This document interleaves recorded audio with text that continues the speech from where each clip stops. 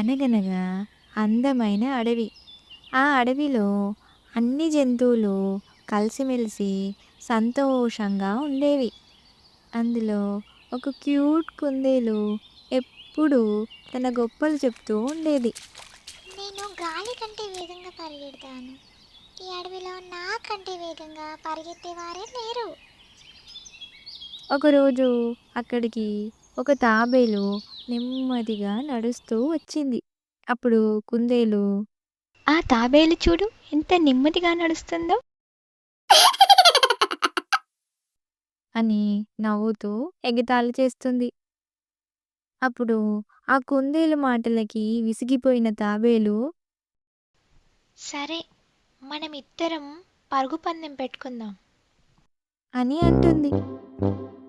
జంతువులన్నీ కలిసి పరుగు పందెంకి కావలసిన ఏర్పాట్లు చేస్తాయి. కుందేలు మరియు తాబేలుకి పరుగు పందెం. ఎవరు గెలుస్తారో చూద్దామా?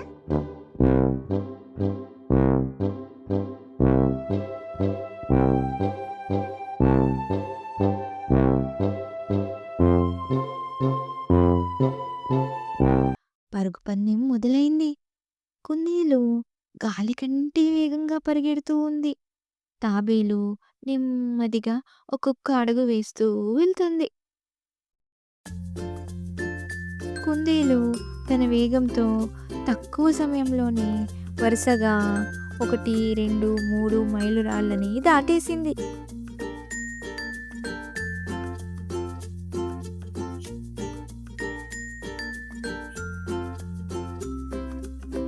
అలా వెళ్తుంటే తాబేలు ఇంకా 1 మైలురాయి దగ్గరే ఉండడం గమనించి కాసేపు విశ్రాంతి తీసుకుందాంలే అని ఒక చెట్టు దగ్గర కూర్చొని క్యారెట్స్ తిని నిద్రలోకి జారుకుంటుంది.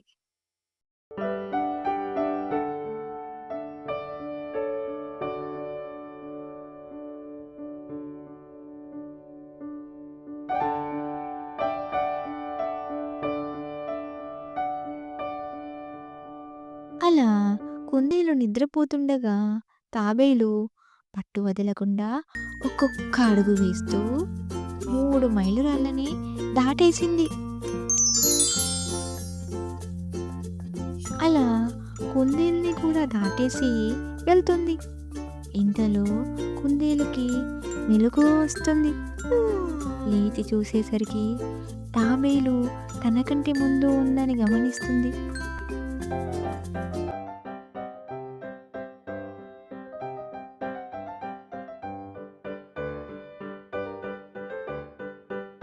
వెంటనే పరిగెడుతుంది.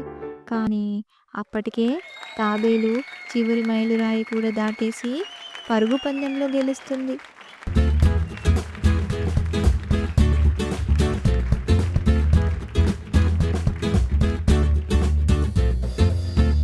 తాబేలు చేతిలో ఓడిపోయినందుకు జంతువులన్నీ కుందేలుని చూసి నవ్వుతాయి. తాబేలు పట్టుదలని మెచ్చుకుంటాయి. ఆ రోజు నుండి కుందేలు తన గురించి గొప్పలు చెప్పడం ఆపేసి తాబేలుతో స్నేహంగా ఉండేది.